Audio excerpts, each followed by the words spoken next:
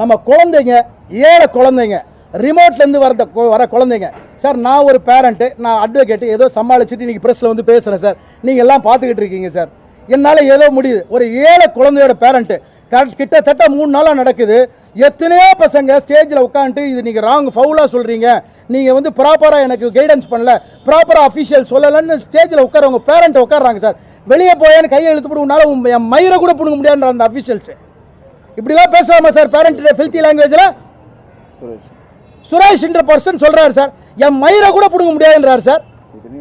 ஏன் சார் அவ்வளோ மயிர், அவரோட மயிர் அவ்வளோ ஸ்ட்ராங்காக இருக்குது? ஒரு எக்ஸ் சர்வீஸ் மேன் சார். அப்பெல்லாம் பேசலாமா சார்? நீங்களாம் ஆர்மியில் எவ்வளோ கஷ்டப்பட்டுருக்கீங்க, உங்களெல்லாம் நாங்கள் சல்யூட் பண்ணுறோம் சார். அதெல்லாம் பண்ணாதீங்க சார், தப்பு சார். இல்லை அபவுட் சார், இன்னைக்கு வந்து குக்கிராமத்துலேருந்து ரிமோட்லேருந்து குழந்தைங்களால் போக முடியல சார். நல்ல ஒரு ஃபைட்டர், நல்ல ஒரு ஸ்போர்ட்ஸ் பண்ணுற பசங்க மேலே வந்து ஃபைட் பண்ணும்போது இந்த மாதிரி டிஸ்குவாலிஃபை பண்ணிங்கன்னா தெளிவான பசங்க எப்படி சார் நேஷனல்ஸ் போவாங்க? இன்றைக்கி நேஷனல்ஸில் போகிற தமிழ்நாட்டில் எங்கேயா நேஷனலில் மெடல் வாங்கியிருக்காங்களா சார் நம்ம ஆளுங்க? முன்னே தேவராஜ் தேவானந்தன் ஒரு 25 வருஷத்துக்கு முன்னாடி அன்னைக்கு என்னவோ ஒரு ரெகக்னைசேஷன் போல ஒலிம்பிக் போயிட்டாங்க. இன்னைக்கு இருக்கிற ஸ்போர்ட்ஸ் பசங்களாம் விட்டீங்கன்னா இன்னைக்கு இருக்கிற டெக்னாலஜிக்கு அத்தனை பசங்களும் ஒலிம்பிக் போவாங்க சார். அந்த அளவுக்கு கேப்பபிளான பசங்க சார்.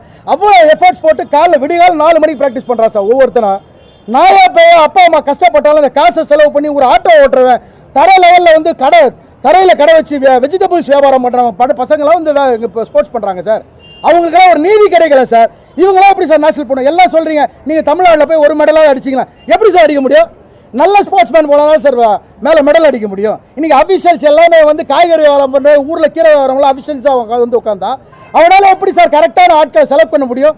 எப்படி சார் எலிஜிபிள் ஸ்போர்ட்ஸ் பர்சன் போய் ஒரு ஸ்போர்ட்ஸ் மேன் போய் நேஷனலில் போய் மெடல் பிளேஸ் பண்ண முடியும்? பண்ணவே முடியாது சார். இன்றைக்கி இருக்கிற இன்ஃப்ராஸ்ட்ரக்சரில் ஒரு இன்டர்நேஷனல் போக முடியாது, நேஷனல் போக முடியாது, எதுக்குமே இன்றைக்கி இருக்கிற ஸ்போர்ட்ஸ்மேன்ஸ் போக முடியாது சார். பாவம் குழந்தைகளை கஷ்டப்படுது சார். ஆனால் everybody is fit for international, national and Olympic. They're all capable. ஆனால் அவங்கள நீங்கள் வளர்த்து விடுங்க சார். அவங்க வந்து கண்டிப்பாக சார் அச்சீவ் பண்ணி உங்களுக்கு ப்ரூவ் பண்ணி காட்டுவாங்க sir. Sir about SGIT sir, எஸ்ஜிஐடிக்கு நான் வந்து லாஸ்ட் வீக்கில் இருந்து even member secretary, principal secretary எல்லாருக்குமே, ஈவன் ஆர்எஸ்எம்மாக இருக்கக்கூடிய நம்ம மிஸ்டர் ராஜா இதோட இன்சார்ஜ் அவருக்கு எல்லாருக்குமே தகவல் சொல்லியிருக்கேன். லாஸ்ட் இயர் அஃபிஷியல்ஸ் இஷ்யூ ஆச்சு சார்.